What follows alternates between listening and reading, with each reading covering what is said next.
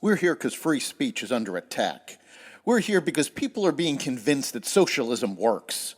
We're here because people are being judged guilty until proven innocent. We are fighting back with facts. This is not a safe zone, so buckle up, Buttercup. This is the raw, naked truth.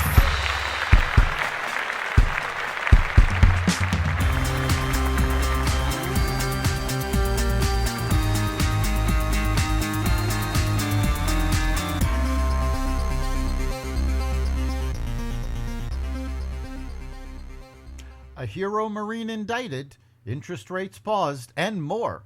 Welcome to the Raw Naked Truth. I'm your host, Eric Lopkin, and here's the news you need to know. A Manhattan grand jury has indicted former U.S. Marine Daniel Penny in connection with the chokehold death of Jordan Neely aboard a subway train. The exact charges will not be known until the indictment is unsealed. Penny was initially arrested on a second-degree manslaughter charge. Video showed Penny, age 24, putting Neely in a chokehold on May 1st.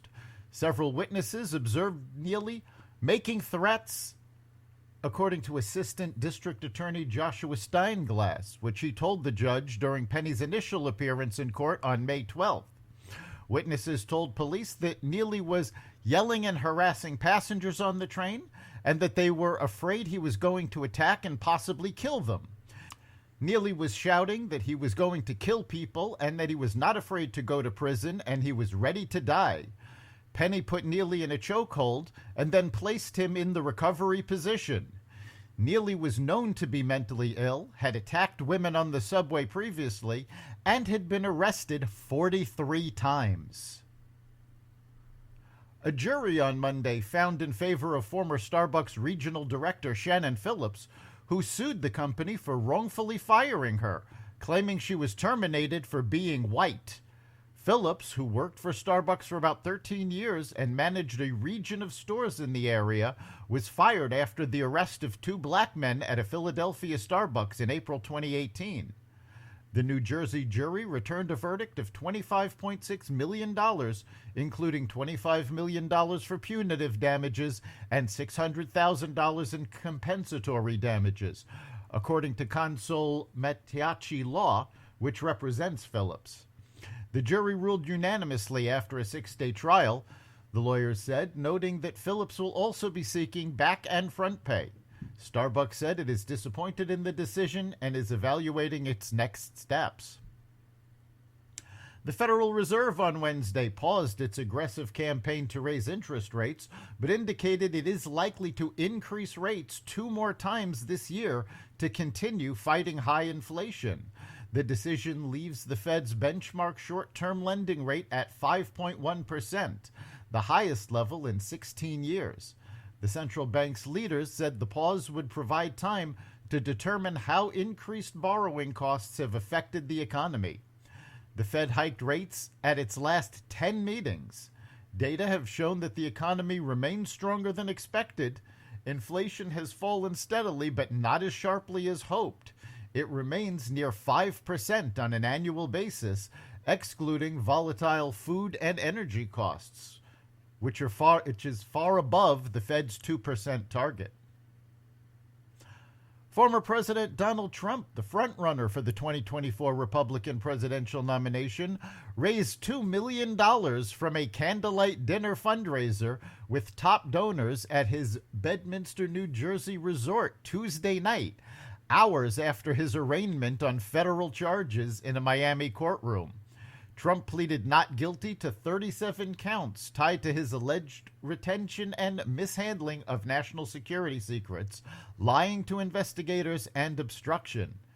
His campaign said Wednesday that Trump had raised $7 million since he was indicted by the Miami grand jury last week.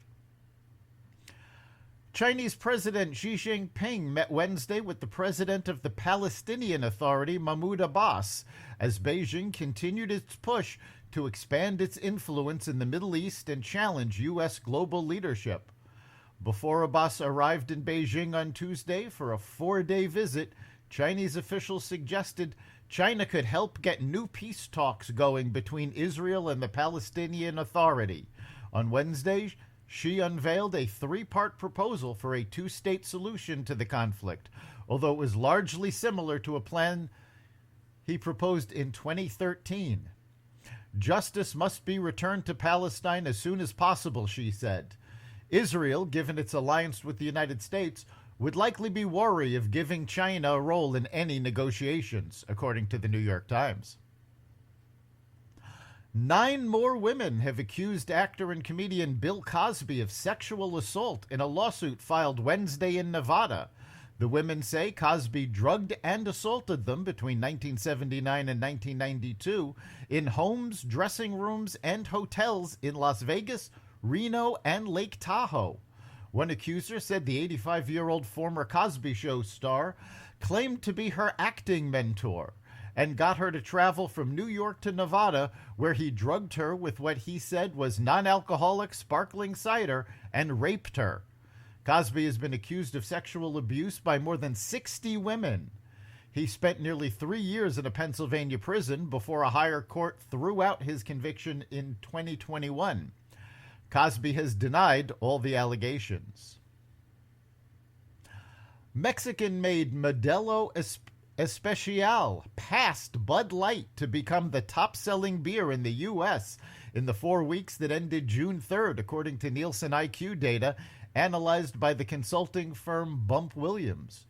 Modelo, sold by Constellation Brands, accounted for 8.4% of U.S. retail beer sales in May, while Bud Light fell to 7.3% as it faced a conservative-led boycott. Bud Light, still the leading beer in the first half of 2023, has seen its share of sales fall 3% since the boycott started in April after Dylan Mulvaney, a transgender influencer, posted an Instagram video promoting a Bud Light contest. Modelo Especial also got a bump from last month's Cinco de Mayo holiday. That's the Raw Naked Truth.